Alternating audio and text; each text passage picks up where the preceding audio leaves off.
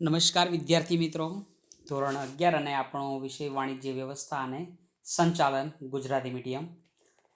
તો આ વિષયની અંદર જે આપણે લાસ્ટ લેક્ચરની વાત કરવામાં આવે તો આપણે ચેપ્ટર નંબર 6 એટલે કે ધંધાકીય વ્યવસ્થાના સ્વરૂપો 2 વિશે ચર્ચા કરતા હતા. અને જેની અંદર આપણે સૌથી પહેલાં જોયું હતું કે સહકારી મંડળી. તો સહકારી મંડળીની અંદર જેની લાક્ષણિકતાઓ, સહકારી મંડળીના ફાયદા તેમજ એની મર્યાદાઓ વિશે ચર્ચા કરી હતી. એના પછી જે કહેવાય કે ધંધાકીય વ્યવસ્થાનું જે સ્વરૂપ બીજું હતું સંયુક્ત હિસાબવાળી કંપની.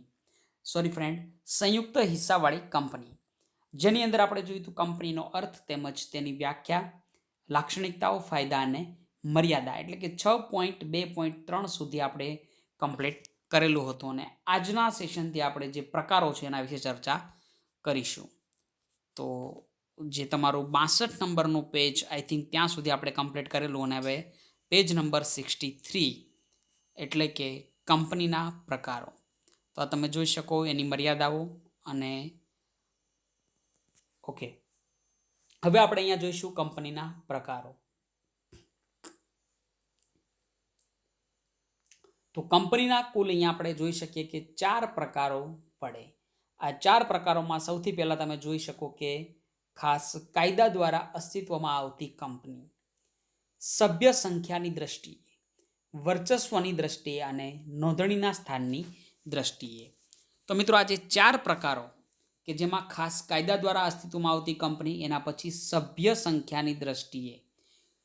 તો સભ્ય સંસ્થા સંખ્યાની દ્રષ્ટિએ તમે જોઈ શકો કે બીજા 3 પ્રકારો પડે: જાહેર કંપની, ખાનગી કંપની અને એક વ્યક્તિની કંપની. એના પછી વર્ચસ્વની દ્રષ્ટિએ આપણે જોઈએ તો 3 પ્રકાર: સરકારી કંપની, શાસક કંપની અને ગૌણ કંપની. અને છેલ્લે ચોથો પ્રકાર આપણે જોઈએ તો નોંધણીના સ્થાનની દ્રષ્ટિએ ભારતીય કંપની અને વિદેશી કંપની. તો સૌથી પહેલાં મિત્રો આજે આપણે શરૂઆત કરીએ. જે સૌથી પહેલો પ્રકાર છે કે ખાસ કાયદા દ્વારા અસ્તિત્વમાં આવતી કંપની, જેને સ્ટેચ્યુટરી કંપની પણ કહેવામાં આવે. તો મિત્રો ખાસ કાયદા દ્વારા એટલે કે સંસદ. તો મિત્રો તમને પહેલાં અહીંયા હું કહી દઉં કે સંસદ શું હોય. તો સંસદ એટલે કે તમે જોયું છે કે દિલ્હીની અંદર 2 સંસદ આવેલી, રાજ્યસભા અને લોકસભા. તો આ સંસદની વાત કરવામાં આવે તો 2 ગૃહ સંસદના, કે એક લોકસભા અને બીજું રાજ્યસભા. તો તમે ઘણીવાર સમાચારની અંદર જોયું હશે કે નરેન્દ્ર મોદી જે જગ્યાએ બેઠા હોય અત્યારે સંસદમાં બેઠા હોય. તો સમજો કે કોઈ દેશ માટે કોઈ કંપની બનાવવામાં આવે ખાસ કાયદા દ્વારા, તો જેનો કાયદો ક્યાં પસાર થાય? તો સંસદમાં થાય. અને કોઈ રાજ્ય માટે જ્યારે કંપની બનાવવામાં આવે તો આ કાયદો ક્યાં પસાર થાય? વિધાનસભામાં. એટલે કે સંસદ કે વિધાનસભાના ખાસ કાયદા દ્વારા અસ્તિત્વમાં આવે છે. દાખલા તરીકે રિઝર્વ બેંક ઓફ ઇન્ડિયા. તો મારા ખ્યાલથી તમને બધાને ખબર જ હશે કે reserve bank of India RBI, કે જે 1934ના એક્ટ દ્વારા, કાયદા દ્વારા બનેલી, કે જે આ કાયદો છે તે ક્યાં પસાર થયેલો? સંસદની અંદર. એના પછી life insurance corporation of India એટલે કે LIC. તો મિત્રો આ બંને કે જે એક એક્ટ દ્વારા જે કંપનીનું સ્વરૂપ બનેલું, એટલે કે આ કંપની કે એક ખાસ કાયદા દ્વારા આનું અસ્તિત્વ આવેલું. એના પછી જે બીજો પ્રકાર આપણે જોઈ શકો સભ્ય સંખ્યાની દ્રષ્ટિએ. તો મિત્રો આપણે ફરીવાર આ ટેબલ જોઈશું. યસ. તો તમે જોઈ શકો અહીંયા કે સભ્ય સંખ્યાની દ્રષ્ટિએ 3 પ્રકાર પડે: જાહેર કંપની, ખાનગી કંપની અને એક વ્યક્તિની કંપની. જેની અંદર આપણે સૌથી પહેલા જોઈએ જાહેર કંપની. યસ. સભ્ય સંખ્યાની દ્રષ્ટિએ સૌથી પહેલા આપણે જોઈશું જાહેર કંપની. કંપની ધારા અનુસાર જે કંપની ખાનગી કંપની નથી તે જાહેર કંપની છે, જેમાં ઓછામાં ઓછા 7 સભ્યો જરૂરી છે. તો મિત્રો આપણે ખાસ યાદ રાખીશું કે જાહેર કંપનીમાં ઓછામાં ઓછા કેટલા સભ્યો હોય? 7 સભ્યો. જ્યારે વધુમાં વધુ સંખ્યા ઉપર કોઈ નિયંત્રણ નથી. એટલે કે જાહેર કંપનીમાં વધુમાં વધુ ગમે તેટલા સભ્યો હોઈ શકે, કોઈ એવી મર્યાદા રાખવામાં આવેલી નથી. આ કંપની તેના શેર અને ડિબેન્ચર ખરીદવા માટે જાહેર જનતાને આમંત્રણ આપી શકે છે.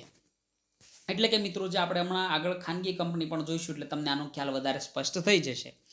પણ જે અત્યારે લખ્યું કે જે જાહેર કંપની હોય તે પોતાના શેર અને ડિબેન્ચર ખરીદવા માટે જાહેર જનતાને આમંત્રણ આપી શકે છે અને શેરની ફેરબદલી પર કોઈ નિયંત્રણ નથી. શેરની ફેરબદલી એટલે કે સમજો એ વ્યક્તિ પાસે જાહેર કંપનીના શેર હોય તો એ વ્યક્તિ આ શેર કોઈ પણ વ્યક્તિને વેચી શકે. જાહેર કંપનીના સભ્યોની જવાબદારીની દ્રષ્ટિએ 3 પ્રકારો છે. તો મિત્રો, જાહેર કંપની કે જે સભ્ય સંખ્યાની દ્રષ્ટિએ કંપની એનો પ્રકાર એક, અને જાહેર કંપનીની અંદર બીજા 3 પ્રકાર. તો આ 3 પ્રકારની અંદર તમે જોઈ શકો કે શેર મૂડીથી મર્યાદિત જવાબદારીવાળી કંપની, બાહેંધરીથી મર્યાદિત જવાબદારીવાળી કંપની અને અમર્યાદિત જવાબદારીવાળી કંપની. તો સૌથી પહેલાં આપણે જોઈએ શેર મૂડીથી મર્યાદિત જવાબદારીવાળી કંપની. એટલે કે કંપનીના સભ્યોની જવાબદારી તેમણે કંપનીના ખરીદેલા શેરની દાર્શનિક કિંમત પૂરતી જ હોય છે. મિત્રો, દાર્શનિક કિંમત કે જેને કહેવાય કે સમજો કોઈ કંપનીનો શેર કે એની કિંમત 10 રૂપિયા હોય તો આ એની દાર્શનિક કિંમત થઈ ગઈ.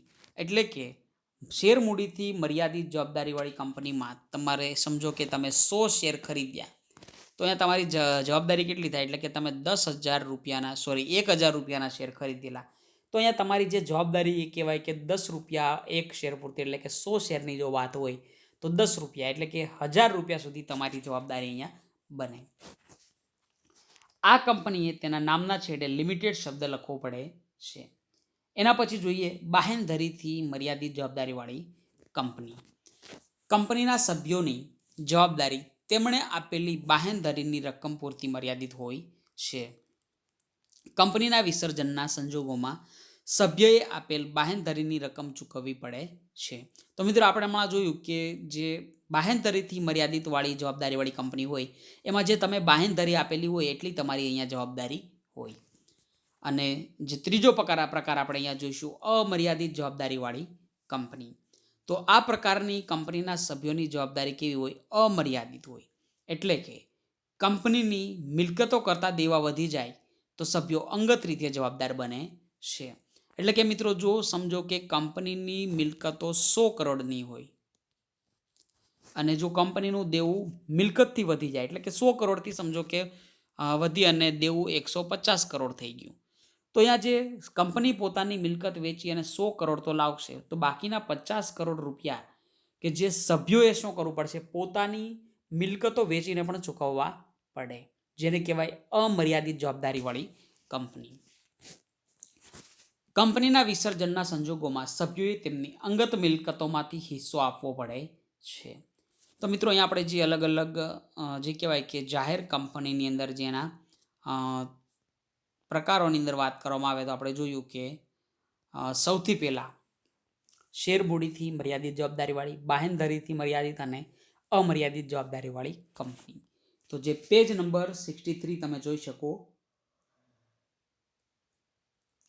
જે તમારા માટે અહીંયા વાંચવા માટે હું તમને 2 મિનિટનો સમયગાળો આપું એટલે એકવાર તમારા રિવિઝન પણ અહીંયા સામે જ થઈ જાય.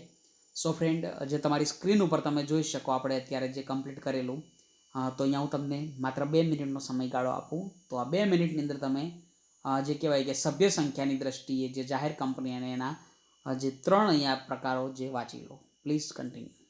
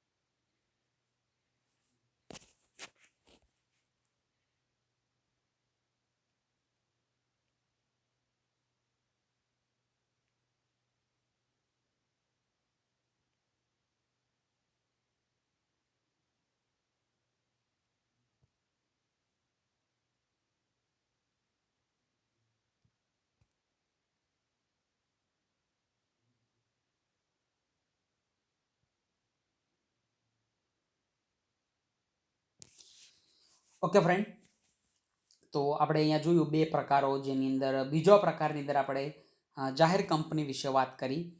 એના પછી સભ્ય સંખ્યાની દ્રષ્ટિએ જે બીજો પ્રકાર પડે ખાનગી કંપની. તો ખાનગી કંપનીમાં પણ 3 પ્રકાર: શેર મૂડીથી મર્યાદિત જવાબદારીવાળી કંપની, બાહેંધરીથી મર્યાદિત જવાબદારીવાળી કંપની અને અમર્યાદિત જવાબદારીવાળી કંપની. તો જોઈશું આપણે અહીંયા ખાનગી કંપની વિશે. તો ખાનગી કંપની એટલે એવી કંપની કે જેના સભ્યોની સંખ્યા ઓછામાં ઓછી 2, એટલે કે ખાનગી કંપનીમાં મિત્રો ઓછામાં ઓછા કેટલા સભ્યો હશે? 2 સભ્યો, અને વધુમાં વધુ 200 સુધી મર્યાદિત હોય છે. એટલે કે વધુમાં વધુ સભ્ય સંખ્યા કેટલી હશે? 200 સંખ્યા હશે. ખાનગી કંપનીના શેરની ફેરબદલી ઉપર નિયંત્રણ હોય છે. તો મિત્રો હમણાં આપણે જોયું હતું કે જાહેર કંપનીમાં તમારી પાસે જે શેર હોય તમે ગમે તે વ્યક્તિને ટ્રાન્સફર કરી શકો, ફેરબદલ કરી શકો, પણ ખાનગી કંપનીના શેરમાં ફેરબદલી થઈ શકતી નથી. જાહેર જનતાને તેના શેર કે ડિબેન્ચર ખરીદવાનું આમંત્રણ આપી શકતી નથી. અને ખાનગી કંપનીના સભ્યોની જવાબદારીની દ્રષ્ટિએ પણ 3 પ્રકારો કે જે આપણે હમણાં જોયું હતું જાહેર કંપનીમાં, એ જ 3 પ્રકારો આપણે અહીંયા સમજવાની કોશિશ કરીશું. તો મિત્રો સૌથી પહેલાં આપણે જોઈએ મર્યાદિત જવાબદારીવાળી કંપની. એટલે કે સભ્યોની જવાબદારી તેમણે ખરીદેલા શેરની દાર્શનિક કિંમત પૂરતી જ મર્યાદિત હોય છે. અને મર્યાદિત જવાબદારી કંપની, ખાનગી કંપની એ તેના નામને છેડે પ્રાઇવેટ લિમિટેડ શબ્દો લખવા પડે છે. તો ત્યાં આપણે જોયું હતું કે માત્ર લિમિટેડ શબ્દ લખવાનો, અહીંયા પ્રાઇવેટ લિમિટેડ. એના પછી બાહેંધરીથી મર્યાદિત જવાબદારીવાળી કંપની. તો ત્યાં પણ આપણે જોયું હતું કે જે પણ સભ્યો દ્વારા બાહેંધરી આપવામાં આવેલી હોય એટલી રકમ પૂરતી મર્યાદિત હોય છે. અને વિસર્જનના સંજોગોમાં સભ્યએ આપેલ બાહેંધરીની રકમ ચૂકવવી પડે છે. અને કંપની તેના નામને છેડે પ્રાઇવેટ શબ્દ લખવો પડે છે. એના પછી જોઈએ અમર્યાદિત જવાબદારીવાળી કંપની. તો કંપનીના સભ્યોની જવાબદારી કેવી છે? અમર્યાદિત. એટલે કે કંપનીની મિલકતો કરતાં દેવા વધી જાય તો સભ્યો અંગત રીતે જવાબદાર બને. મિત્રો આ બધું આપણે હમણાં જાહેર કંપની અંદર સમજ્યા હતા એ જ છે. કંપનીના વિસર્જનના સંજોગોમાં સભ્યએ તેમની અંગત મિલકતોમાંથી હિસ્સો આપવો પડે છે. અને આ કંપનીએ તેના નામમાં પ્રાઇવેટ શબ્દ લખવો પડે છે. તો મિત્રો આપણે અહીંયા જોયું કે જાહેર કંપની અને ખાનગી કંપની વચ્ચે જ અહીંયા વધારે ફરક નથી, પણ ફરક એટલો કે ખાનગી કંપનીમાં ઓછામાં ઓછા 2 અને વધુમાં વધુ 7 સભ્ય હોય, 200 સભ્ય હોય. અને જે આપણે જોઈ શકાય કે જાહેર કંપનીમાં 7 અને વધારેમાં વધારે ગમે તેટલા, એટલે કે કોઈ મર્યાદા નથી. તો અહીંયા હું તમને ફરીવાર 2 મિનિટનો સમયગાળો આપું. આ 2 મિનિટના સમયની અંદર તમે જે ખાનગી કંપની કે જે તમે સ્ક્રીન ઉપર જોઈ શકો એ એકવાર રીડ કરી લો. So please continue friend.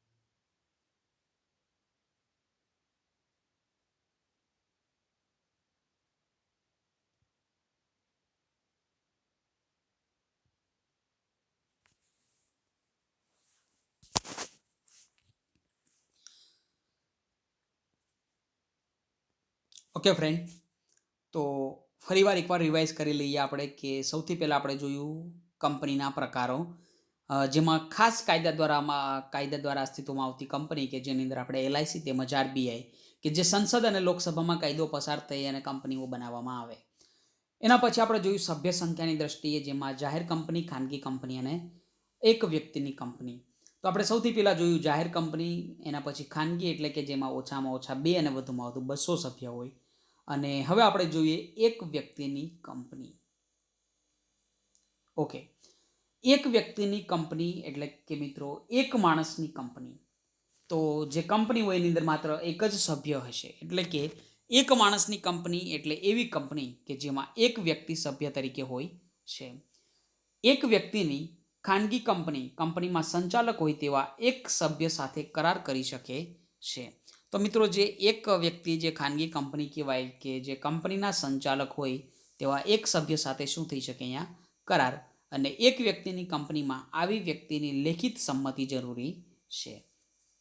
ઉપરાંત કંપનીની નોંધણી વખતે આવેદનપત્ર, નિયમનપત્ર કંપની રજિસ્ટ્રાર સમક્ષ રજૂ કરવા પડે છે. તો મિત્રો આપણે પહેલાં આવેદનપત્ર અને નિવેદનપત્ર વિશે જોઈ લીધું. તો જે એક વ્યક્તિની કંપની હોય તો આ કંપનીએ પણ શું કરવું પડે, રજિસ્ટ્રાર સમક્ષ આ જે પુરાવા અથવા તો જે કહેવાય કે આવેદનપત્ર અને નિયમનપત્રને રજૂ કરવા પડે.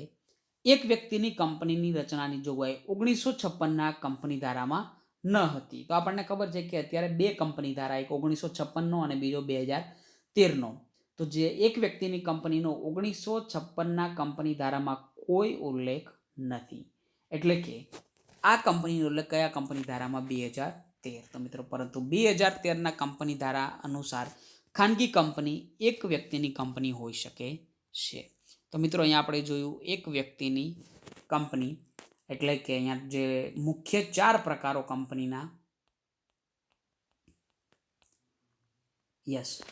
કંપનીના જે મુખ્ય 4 પ્રકારો, જેમાં એક ખાસ કાયદા દ્વારા અસ્તિત્વમાં આવતી કંપની, બીજું સભ્ય સંખ્યાની દ્રષ્ટિએ.